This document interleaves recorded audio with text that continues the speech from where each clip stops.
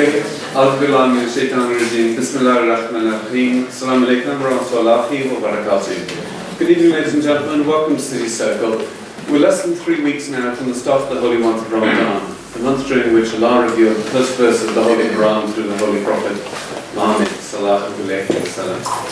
It's a time of immense reward and forgiveness for Muslims, and a time of those of us who can fast, a time when we give money to charity, and a time when we set aside our worldly concerns in order to enhance our relationship with God.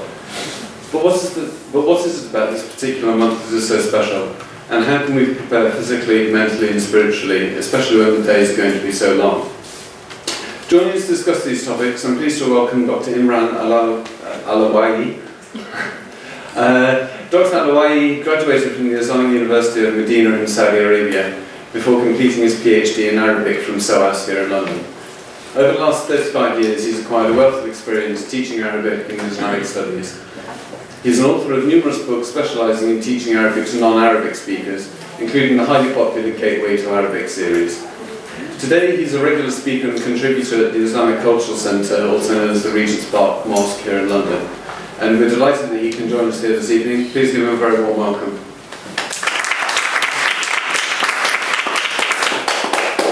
Right, over to you, Dr. Alawiye, and tonight's topic, Ramadan, the pathway to spiritual enlightenment.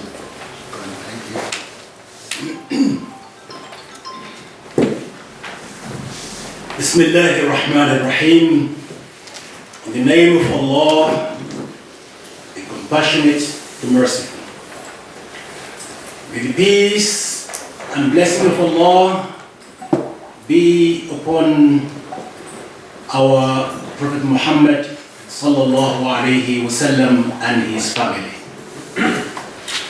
Ladies and gentlemen, the brothers of Islam and humanity, I greet you with the greeting of Islam, mercy, and the blessing of Allah be upon you all. Ramadan is approaching very rapidly. God willing, inshallah, it will start around on the 18th of June. The significance of Ramadan for us as Muslims cannot be overstated. It is huge. Ramadan is not something that it happens every day. It is essential to look at it very deeply. And that's why I'm here with you today. I propose to follow some of these points within the 30 minutes or so I was given. Number one, what sets Ramadan apart from the other pillars of Islam? Number two, how should we prepare for fasting? Number three, a brief outline of the essentials of fasting during Ramadan. Number four, the desirable outcomes of Ramadan. What exactly we want to achieve at the end of Ramadan.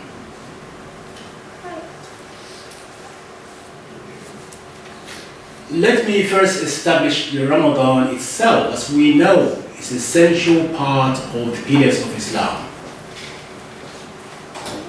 And Ramadan was ordained by Allah subhanahu wa ta'ala in the second year of Hijrah in Medina al-Munawwara.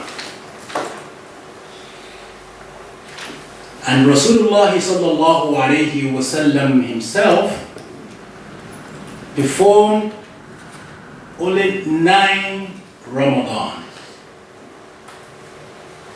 before he left the world. And the Quranic verse that underpins the obligation to fast is in chapter 2 in Surah Al-Baqarah, Ayah 183.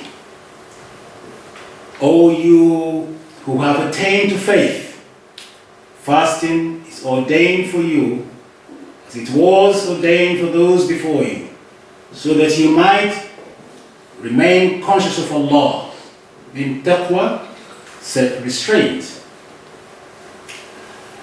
We might ask the question, first of all, why do we have to fast? The short answer to that is because Allah subhanahu wa ta'ala commanded us to do so. It is to demonstrate our total obedience to Allah, who has commanded us to do so, and to establish the love for Allah subhanahu wa ta'ala. We, as human beings, Allah sent us to this earth on a journey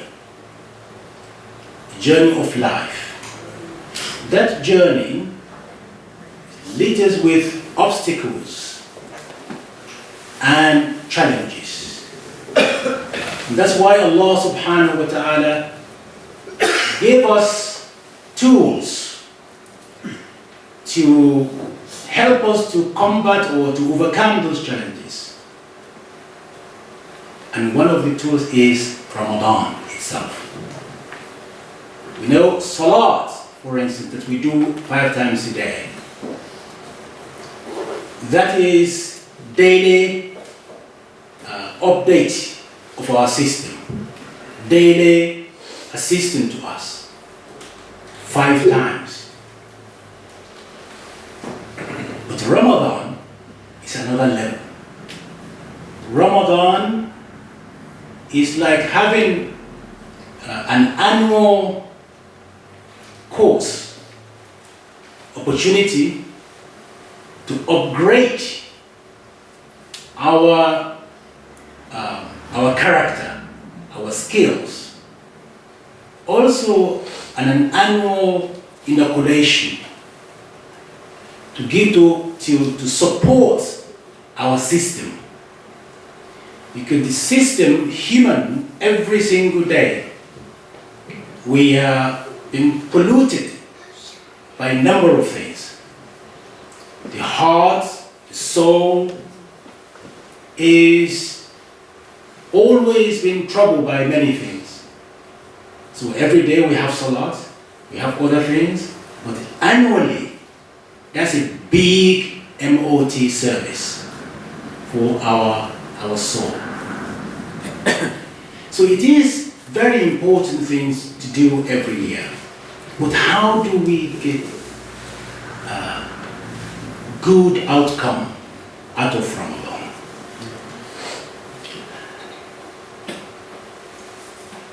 Ramadan, as you know, is divided into 3 sections. That's like a giving you program, really. 10, 10, and 10. You have the mercy, the forgiveness, and then salvation from hellfire. Mercy, that we're here today expecting, inshallah, to be able to undertake and to participate in Ramadan, yet again. Maghfirah, which is your forgiveness. If we do the first part very well, we'll move to the middle one. And after that, the last one.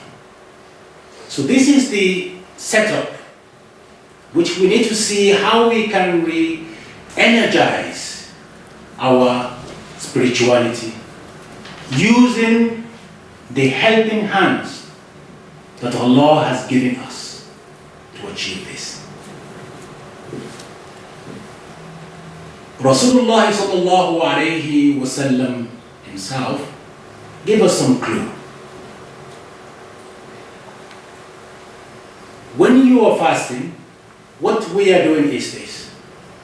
We are reaffirming our total obedience and belief in Allah subhanahu wa ta'ala, because we do it only for Him. Ramadan is different from Salat, because Salat we perform it in front of everybody. However, Ramadan is something that only between you and your Creator. It was said that somebody not familiar with Islamic beliefs, say, a gentleman really say, it's very hot, day is very long, why can't you have a cup of tea with us? So, well, I'm fasting. And the reaction was, okay, window was drawn, closed, the door's closed, here we are, come on, let's have a go. And he said, oh, no. I know, not because people will see me, no, it is a contract between me and my Lord. That was my niyyah to do that, and I have to do that.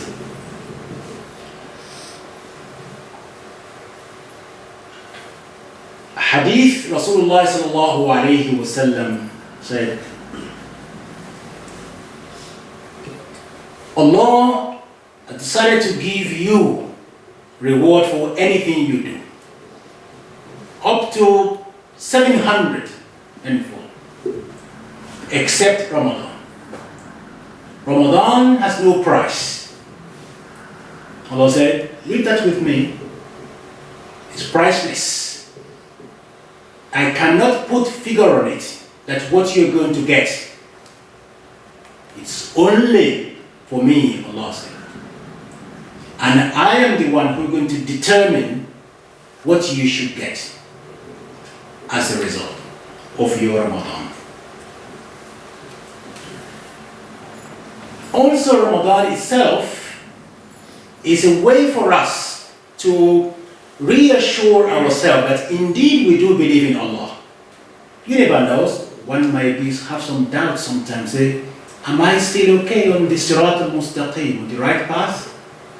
But when Ramadan comes, some people may even be lazy about their salat through the year, but in Ramadan, you see them fasting, you see them going to Taraweeh.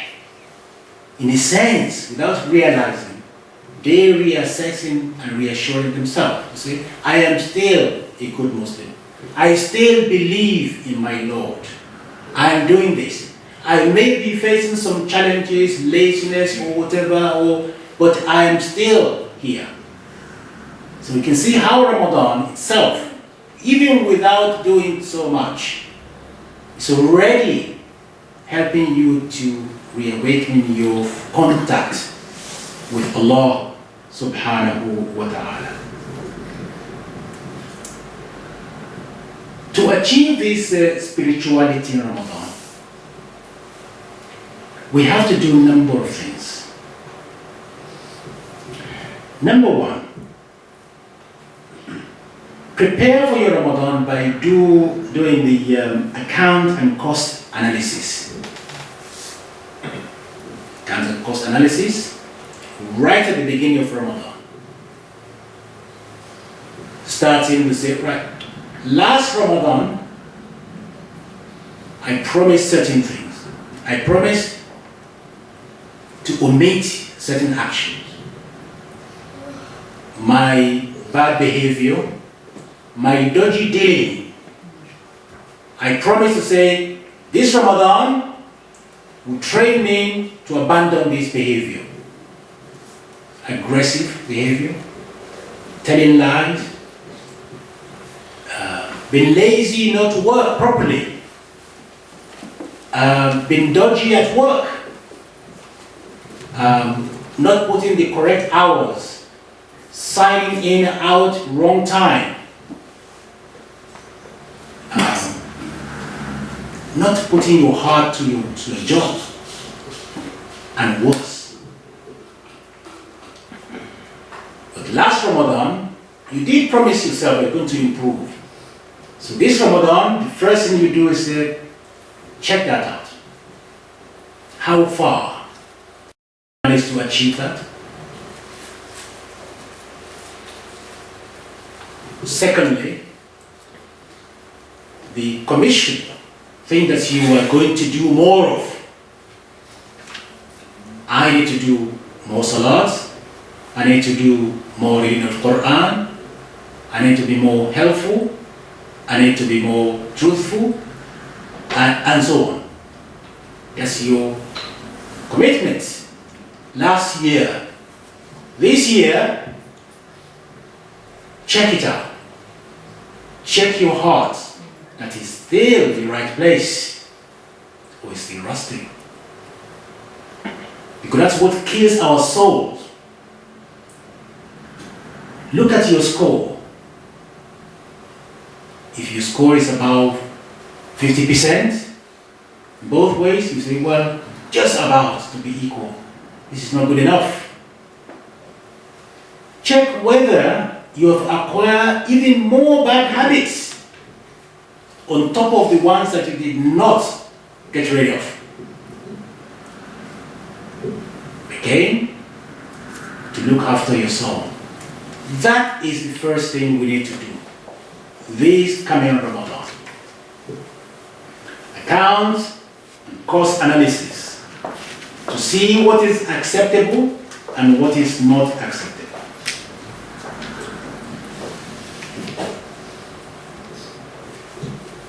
After that, what's next?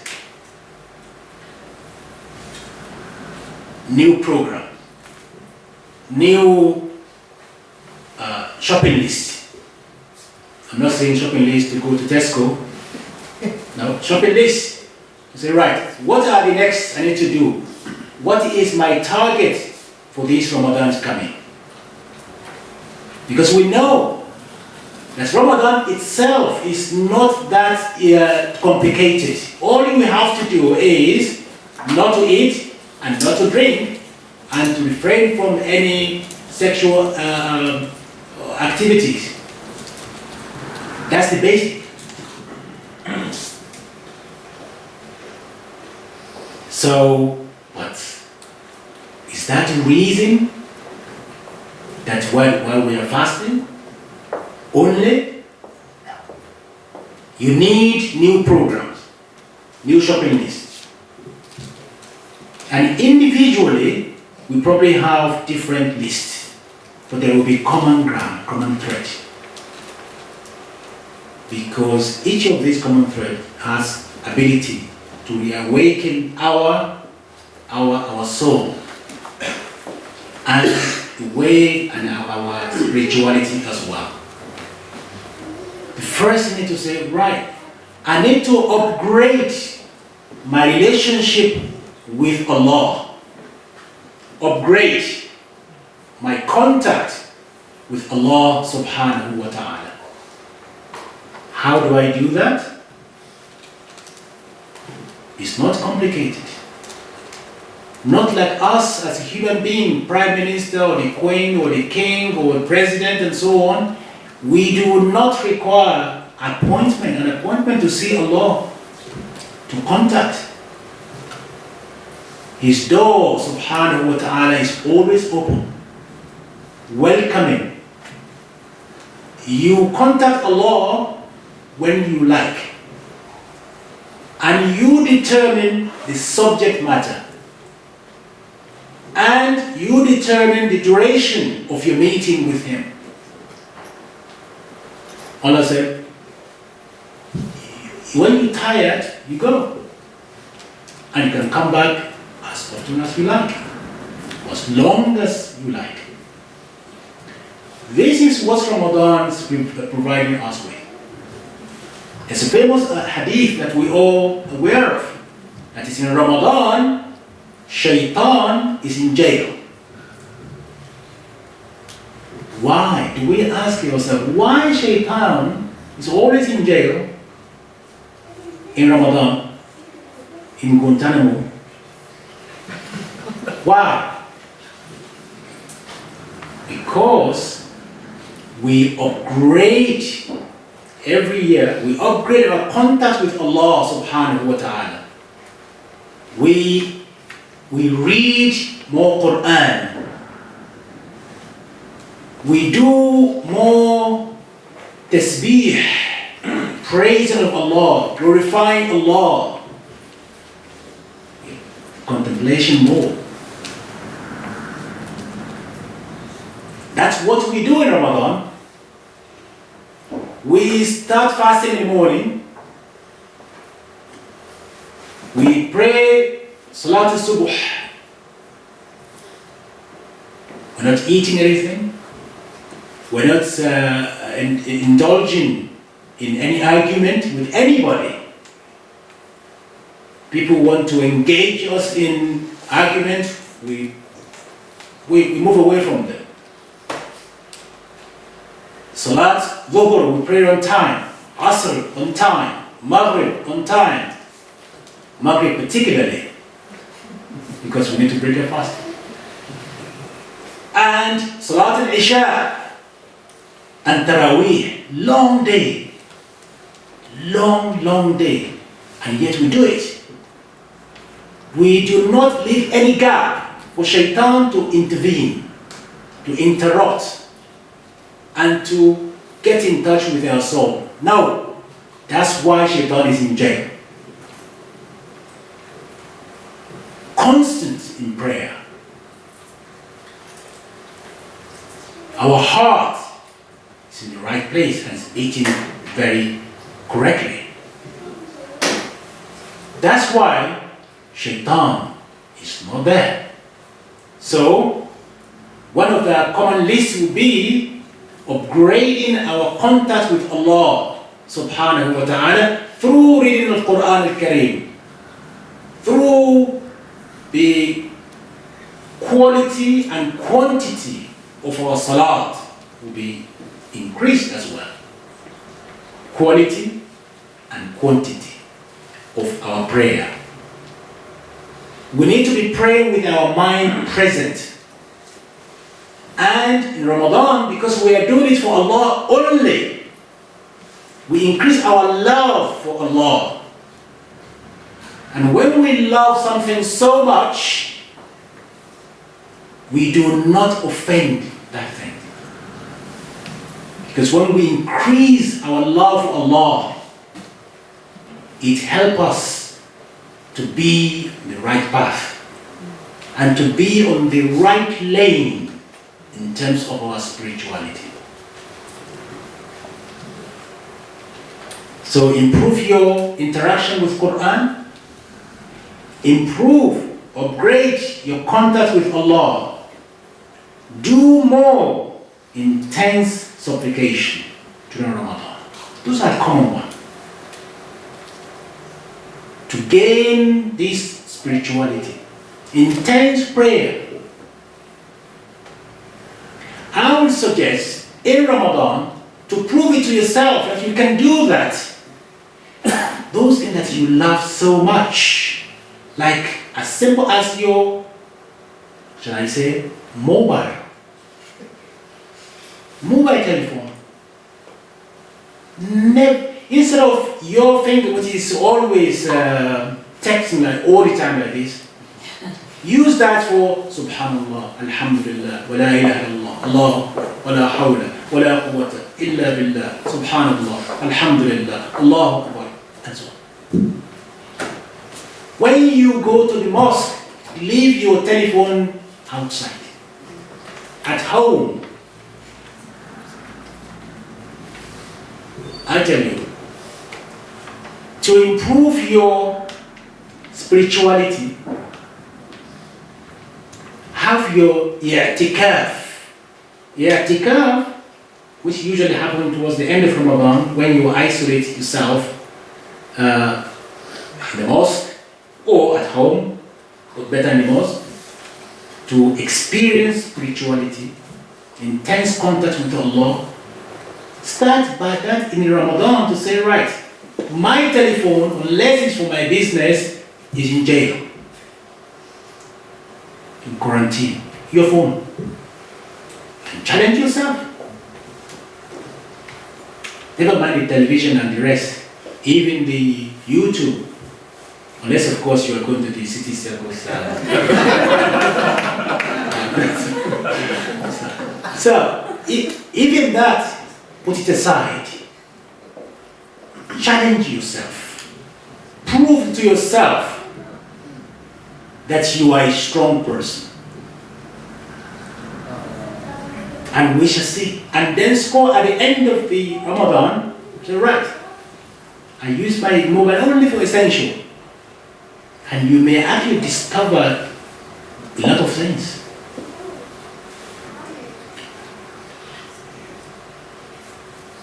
Now, keep yourself in the state of wudu for as long as possible, every single day. When your wudu is gone, start another one. Put that in state of being pure. It has effect on our soul. All these. That's a wudu, you always stand your wudu. Whenever you can, Subhanallah, walhamdulillah, wa la ilaha illallah, Allahu Akbar, Allahu Akbar, wa la hawla, wa la quwwata illa billah, Subhanallah, walhamdulillah, wa la ilaha illallah, Allahu Akbar, wa la hawla, wa la quwwata illa billah. That's your heart, your soul, hear that, which we don't use as enough.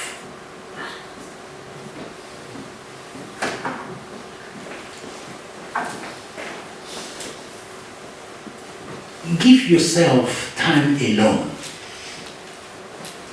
alone to digest what's around you. We, in this life, we're on a journey. That journey needs to be reassessed at every step of the way. We do that every day, every week, every month, every year. This is an opportunity for us, Ramadan. It's a gift from Allah. Ready-made opportunity to reconnect, to get that what is important in life. As because we believe firmly that one day we are going to be standing in front of Allah subhanahu wa ta'ala and be accountable. We will be asked, during your journey, what did you do? We're supposed to look after this world, this beautiful world. We're supposed to interact with the world in a very positive way. What did you do in life? Did you leave any legacy behind? Anything?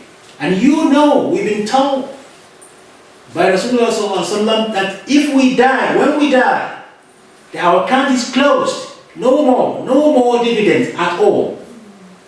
Except, of course, you leave behind one of three things. Number one, sadaqah jariyah. Act of giving in charity. Something you established that it will be happening for you. Even when you're gone, when people are benefiting from what you left behind. Whether they say thank you or not doesn't matter.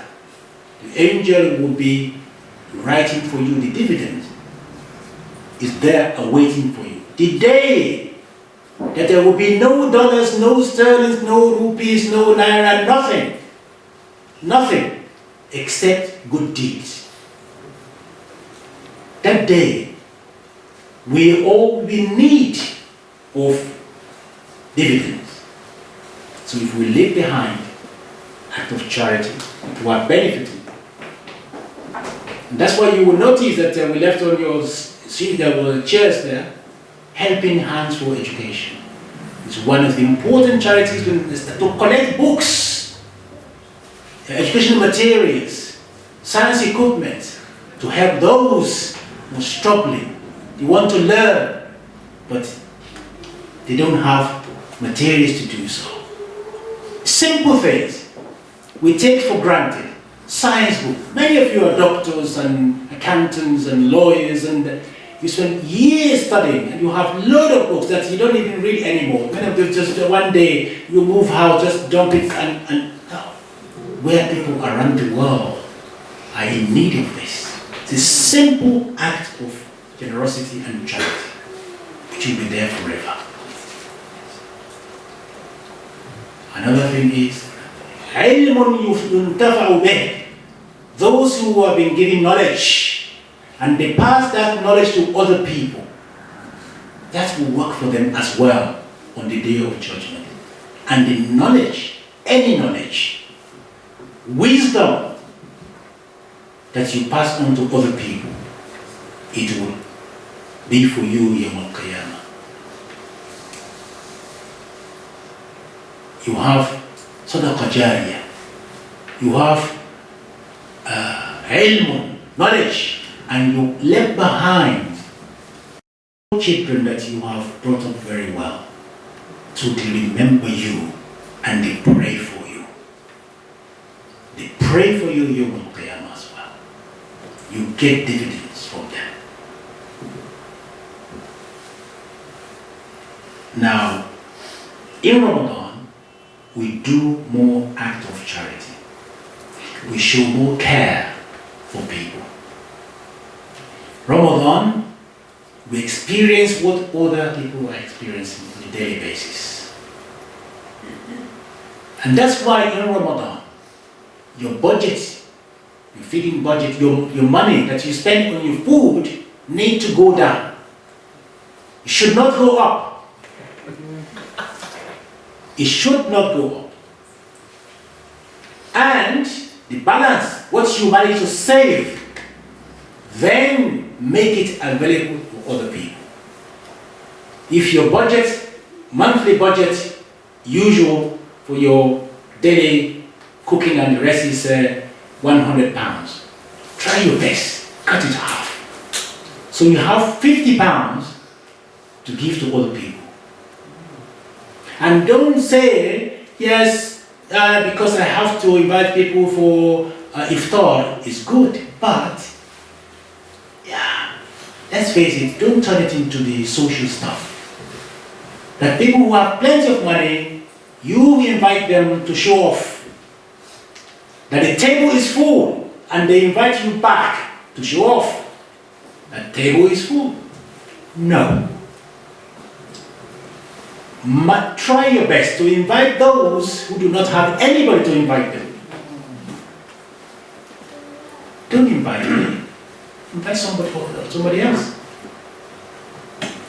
If you cannot, contribute to the money to those who are making it available. That's some country, they have a beautiful idea. They call it a Ma'idatul Rahman. The merciful, that's table of the dinner table in Ramadan. Anybody who save money, they buy food and they just make it open for everybody. Fasting, not fasting, they make that month count for them. That's what we need. You don't need to be cooking all day long in Ramadan. You don't. And you shouldn't be doing that. You shouldn't be doing that. That kills our spirituality from Ramadan. We need to train ourselves during this Ramadan to make sure that we do that.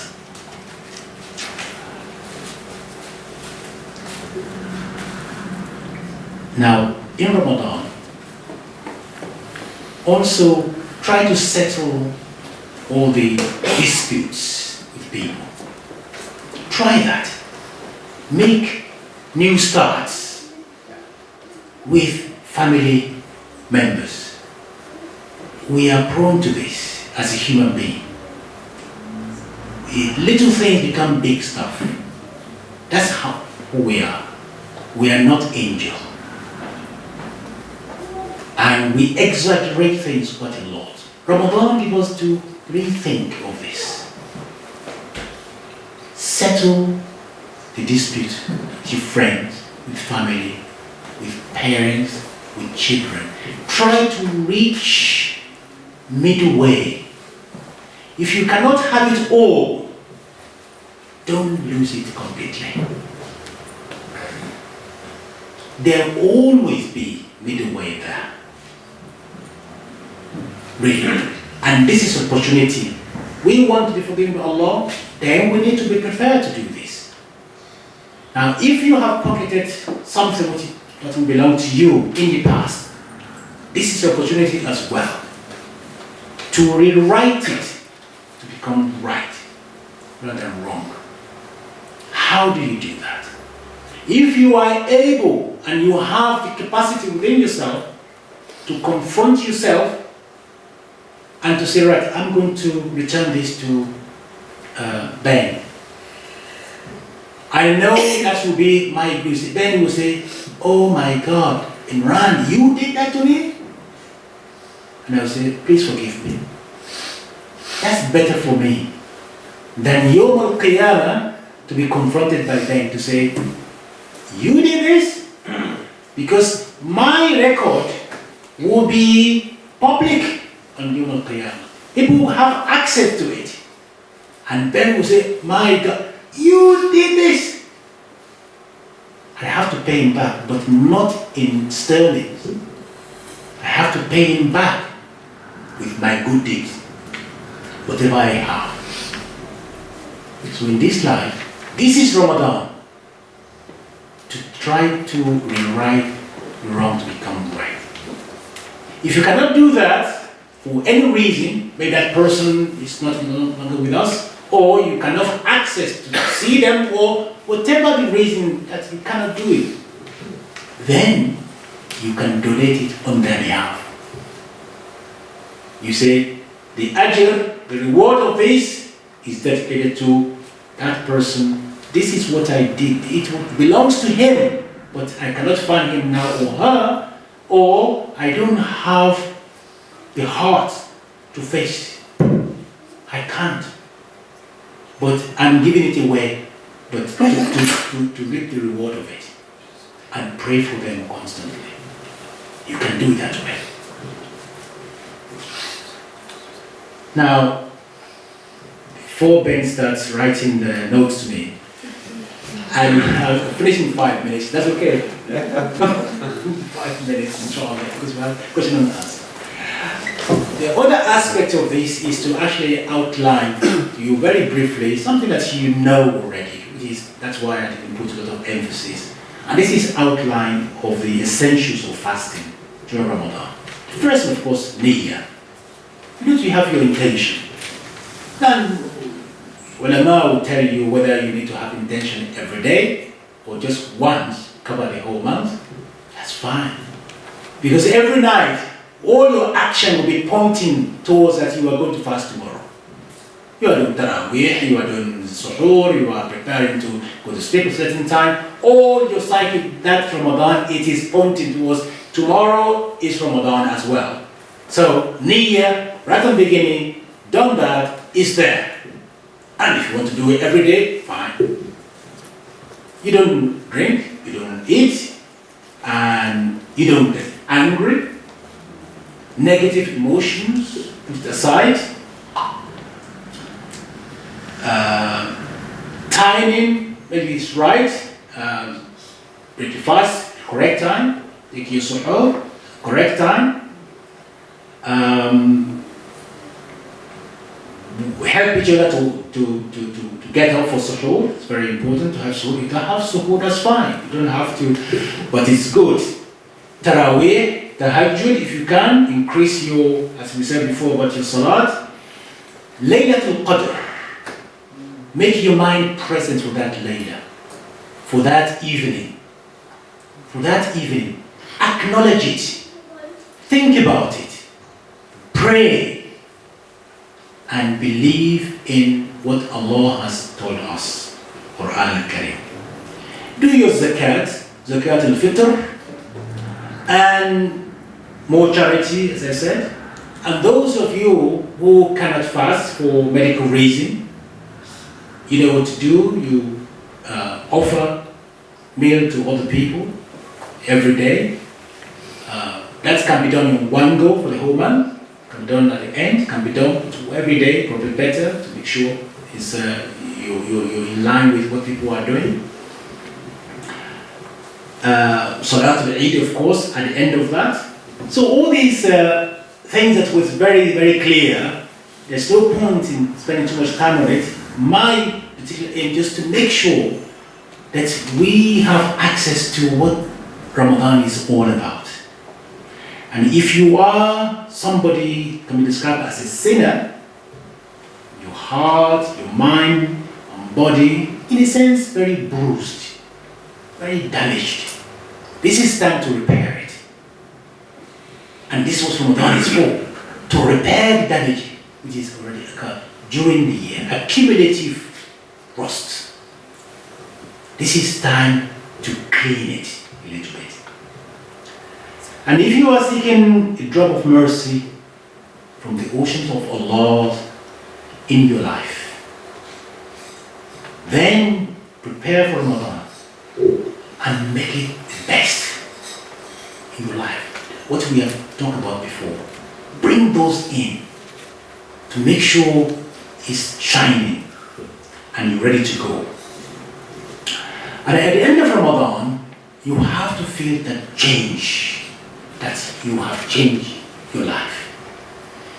Don't go in a cuckoo land to say you're going to become angel. No, you cannot be. No, none of us can be. But make sure that something has changed in your life to the better.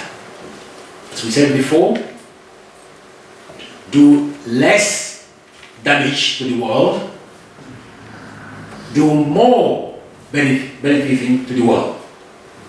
Because Islam is about what we actually do for other people. That's why Rasulullah sallallahu alayhi wasallam sent to us. He did not take anything, he gave. We need to be giving and take less. And this is the message of Ramadan. Take less for yourself, for your body, but give more to your soul and to the needy around you and to the world around you. Do that and you will have achieved the main aim of Ramadan, is to re-energize your iman, your faith, your spirituality, and you are walking around with your eyes and your heart wide open, benefiting other people. We ask Allah subhanahu wa ta'ala to enable us to be able to fulfill our promise this year, inshallah, and to guide us to be and to remain on Sirat al-Mustaqim. Wassalamu alaikum wa rahmatullahi wa barakatuh.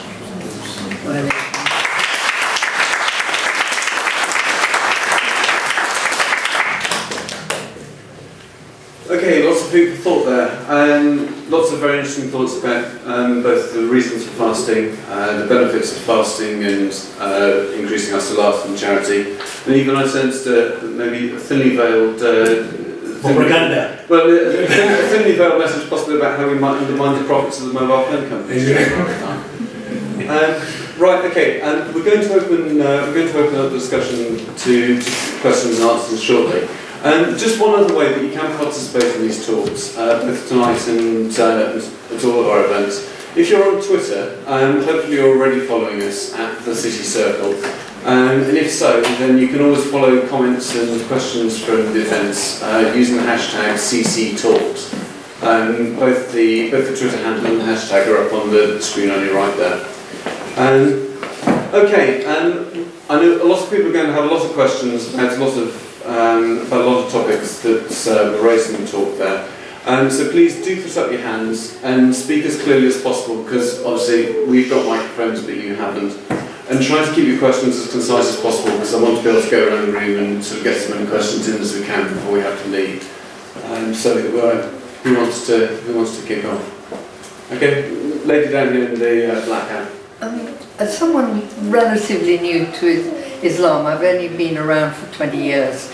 What fascinates me about this country is the different Ramadan between Christmas and summer. Particularly, I'm a doctor, so what interests me is that the timing of eating and prayers. And in the summer, if you are starving by the time it gets to Maghrib, but if you eat more than a little bit at that time, you will be fast asleep for your prayer. So it's the toughest time to actually hold, restrain yourself so that your main meal is at dawn. Whereas at Christmas it's the other way round. And your problem at Christmas is that it doesn't feel like Ramadan because you can finish Tarawih by 10 o'clock and then watch television, which of course is in itself a bad thing. So the style in England is really interesting. Yeah, it's very interesting indeed. To that point. Now, this year, how many hours the fasting will be? I would take 18 hours, yes. Well, 18 hours. The thing is that, as you know, right now, after 20 years, being fasting, mashallah, is once you start, the first day may be a bit of a challenge, and then during the day, this trick is to make sure it's full of spiritual activities. That is the thing. That's what takes our mind away from, because when we say, this is for him, this is for you, Allah, that's it. The rest becomes very. I have a student who comes to me every Thursday, very gentleman, an English gentleman, age 80, but he's brave, mashallah, unbelievable.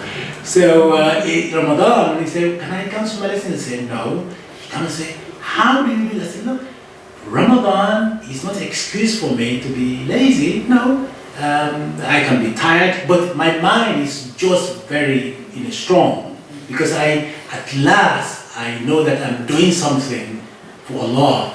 I'm trying to repair my relationship with Him subhanahu wa ta'ala. Yeah, we just need to really make sure that we keep that shaitan in jail by always doing things in relation to Ramadan. Quran, tasbih, salat, acting, giving people, helping out in the mosque, helping out in community, my area, the elders, people, just go to the local council office, they'll tell you all the people need help. Doesn't matter what religion, doesn't matter. We just need to do good things. And that's what will occupy us and give us a huge amount of satisfaction and energy as well, hopefully, inshallah. Okay, thank you very much. More questions, do put your hands up and we'll get around as quickly as we can. Okay, yeah, gentlemen there. Assalamu alaikum. I think the whole point of Ramadan is that we should celebrate, we should do it together as an ummah. But the reality is that now, 21st century, sometimes the timings, people start Ramadan on different days, or even with Eid, for instance. Some people say in Saudi Arabia they might do it on different days. Some parts of London there are Eid is celebrated over 2 or 3 days sometimes, which I feel it concerns me. How was this situation resolved during the time of the Ramadan? Yeah, it's concerning everybody really. Sorry, just before we start, I don't know if everybody heard the question there, but the question is essentially around the different fasting times, I think, and the different calendars that are used for observing Ramadan, and how was that resolved sort of at the time across all of that? Awesome. The rules is very clear really. The rules is when obviously we start Ramadan when we sighting of the moon.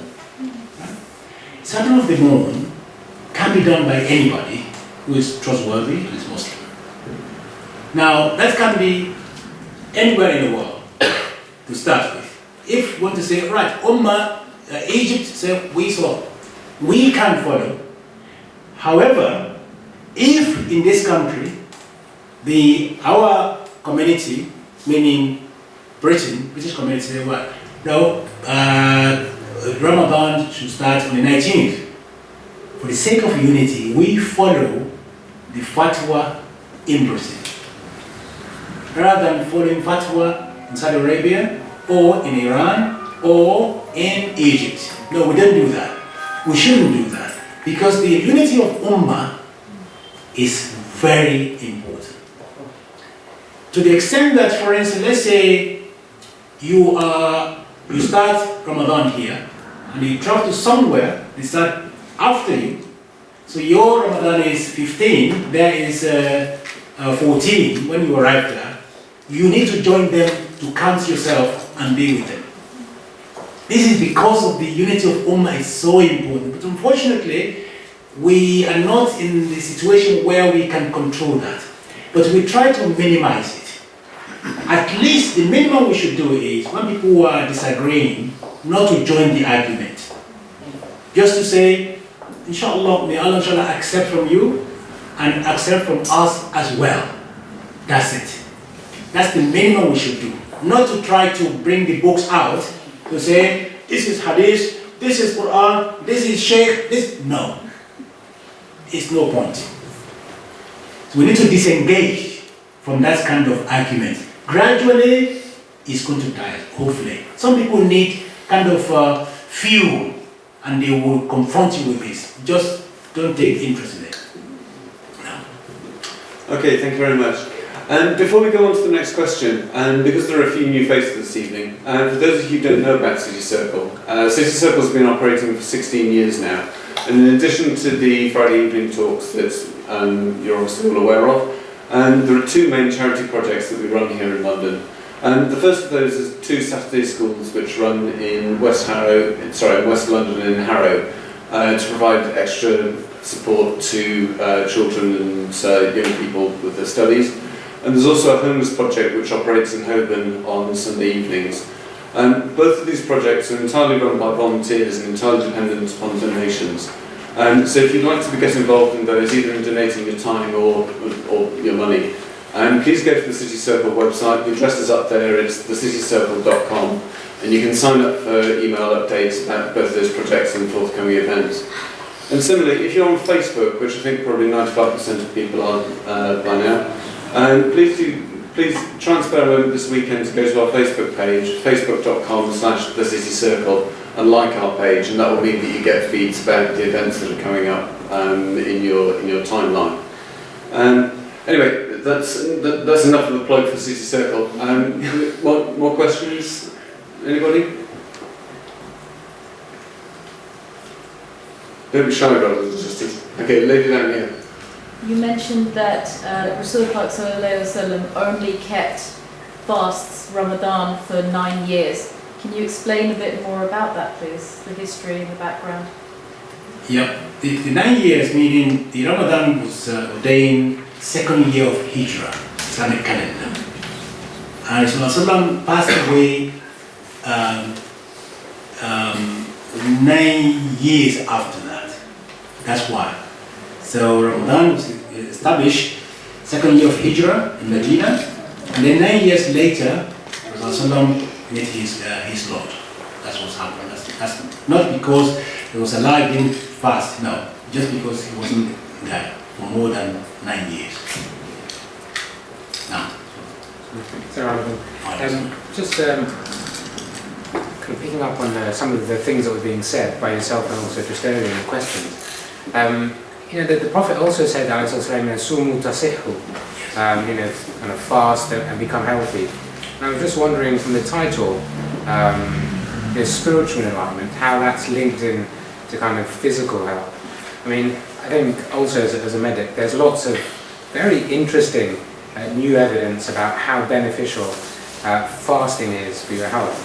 From animals to humans, protecting neuroprotection, aging, immune system, cardiovascular, etc.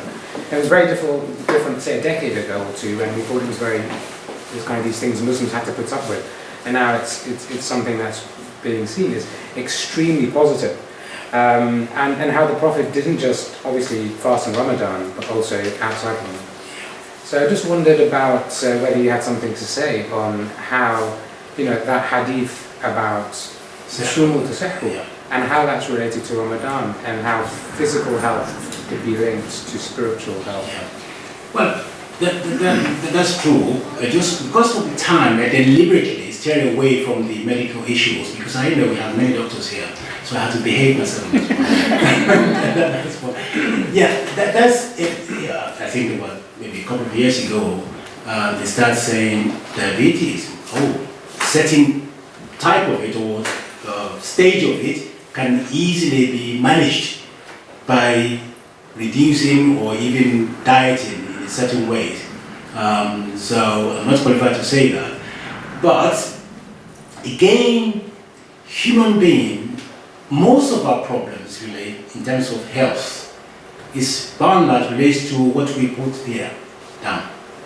That's that's the terrible thing that we do to ourselves, something. And it is interesting that hadith not only mentioned that. We all aware of the hadith saying, if you have to eat, that's how the hadith started.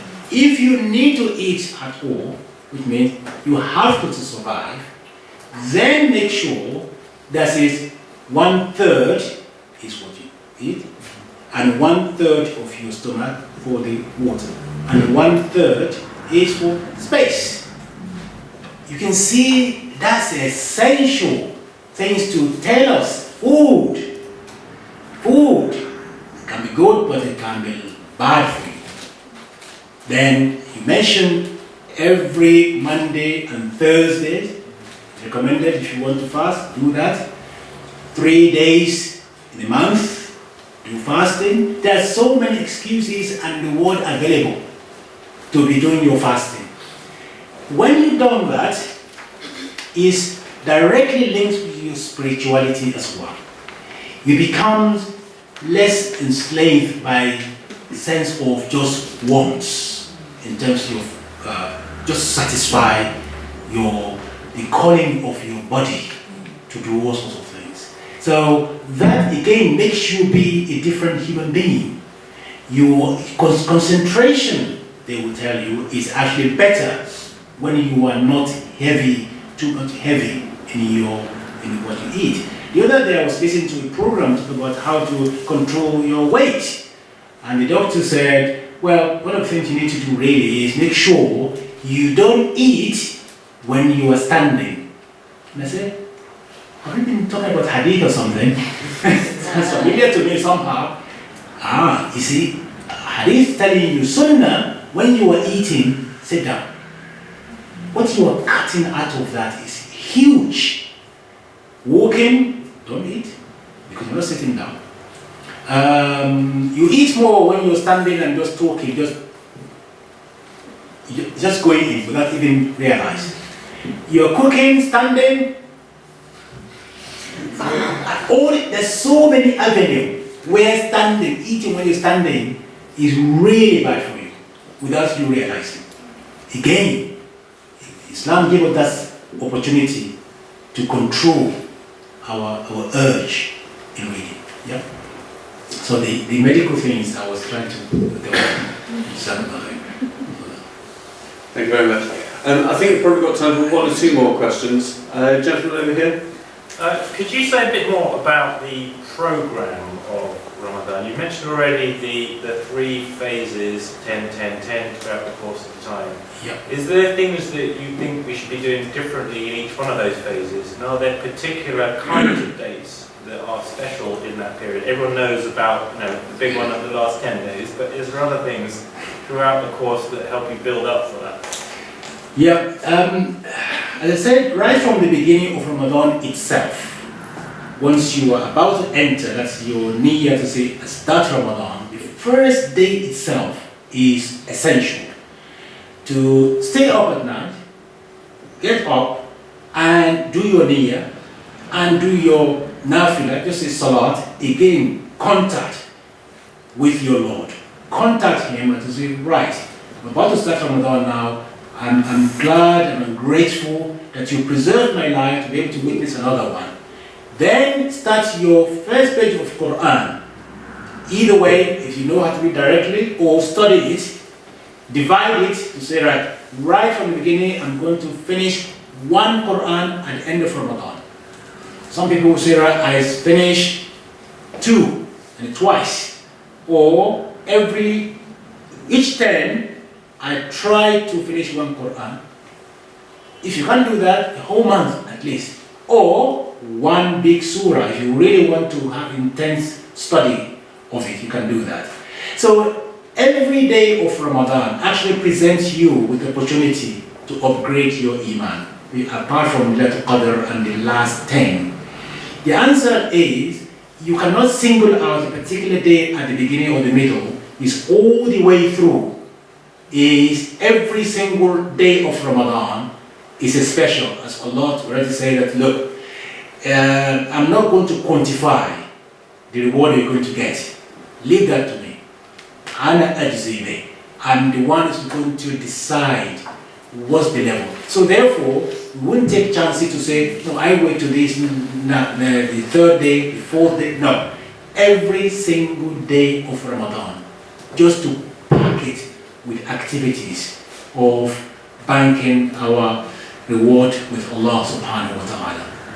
Sorry, I've been very general, but I really want everybody to make sure all the 29 or 30 days of Ramadan, we really look at it. And then towards the end, when it's really going away, last then, if we can upgrade even further intensity of our contact, intensity of our prayer, intensity of our good deeds, that would be good.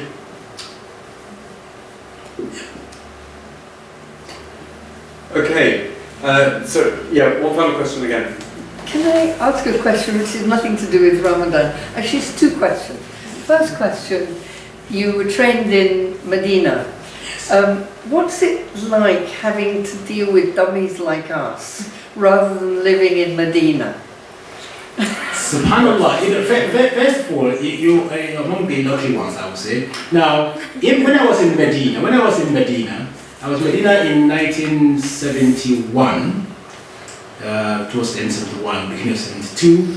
I left in 81, so about 10 years in Medina. And Medina is not the same Medina today. Medina is very authentic and is incredibly spiritual, really. Yeah. It's best time, as far as that, in terms of my life that I know of, because every single day from the university, we always pray at the mosque, Maghrib and Isha, and then sometimes. So it is really time of, it's unbelievable time.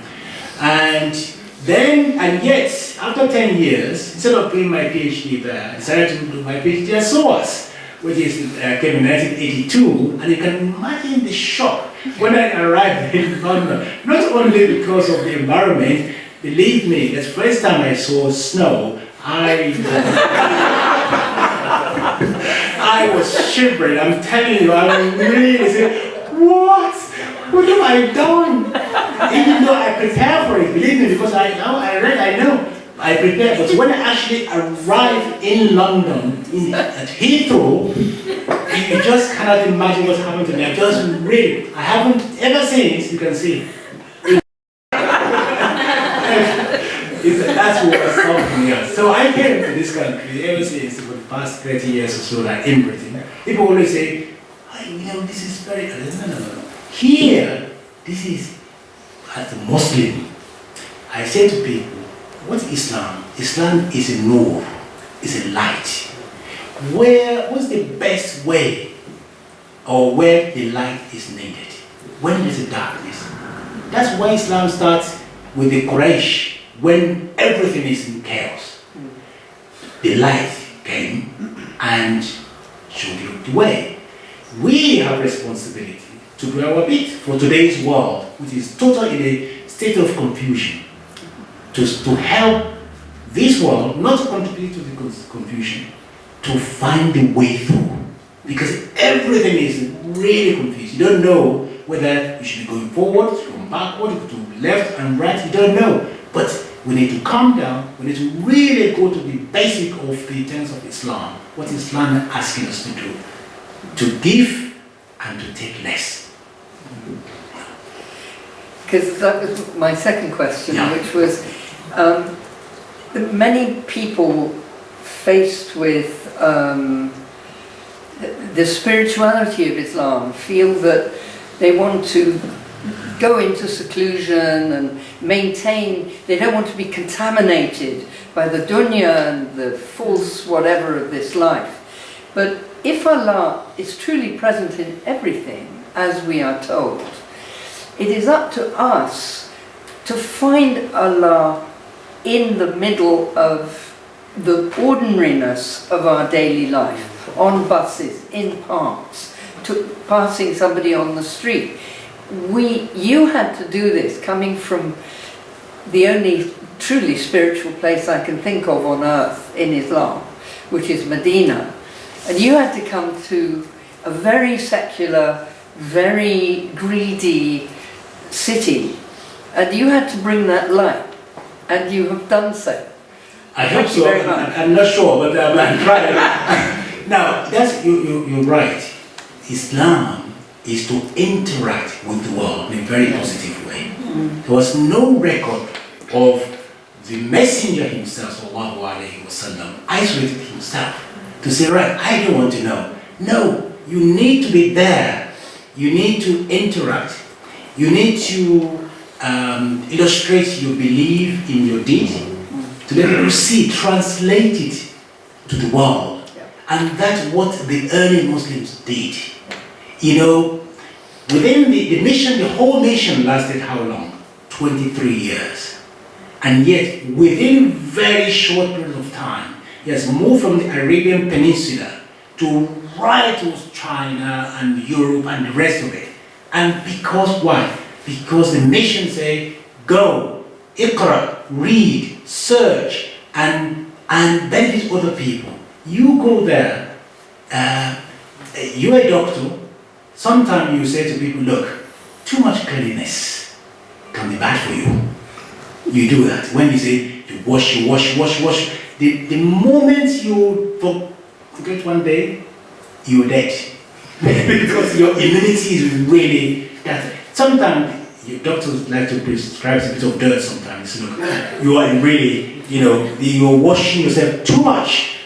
Leave some good bacteria, they call it. Yeah. That's to say with dirty yourself a little bit. So that's too much. Spirituality is the same. If you just say, I carry myself and I don't want to know. No, you are failing in your mission. Your mission is to be there and to do things. I'll tell you one hadith before I finish. The hadith is telling you that says to the companions, you say, one day, some of the people who believe in me, one good deed they will have done will equal something like maybe about 50 of what you do. And they said, no, we mean equivalent to one of 50 of them. I said, no, you. The companion said, no, are you sure? I said, yes. Why? He said, I'm in front of you. And the environment is fantastic. But when the time comes, those people, they never met me, they believe in me. And they are surrounded by a very contaminated kind of environment. And yet, they stand by, they believe, they interact, they behave positively, they try to reform things. So that's why they get more reward. So we are actually being offered opportunity to do good deeds, and we get more reward, inshallah. And one last thing, people only ask, do you know of any community where in the past, in the early Islam, where Muslims govern, live under or in non-Muslim environment? Anybody can remember any? In the history? There is one, which is in Abyssinia. Abyssinia, yeah. They were there, and the government is not Islamic government. And they were actually recommended to go there to say, this king will protect you, king of Negus. Yeah. This Negus will protect you. Sometimes people may not like it. Sometimes I see Britain as Negus, sometimes as Abyssinia. Not in 100% of course, but very nice. And because I see all around, and Muhajirun, no, that's one. So I see, actually you're very slow a little bit. So when I see that people come all over the place, running away from persecution, and they were welcome, and they were looked after. So as a result, we need to see, this is our community, we need to be positive, we need to demonstrate our religion in a way that will help to resolve the problem. Alhamdulillah Rabbil Alamin.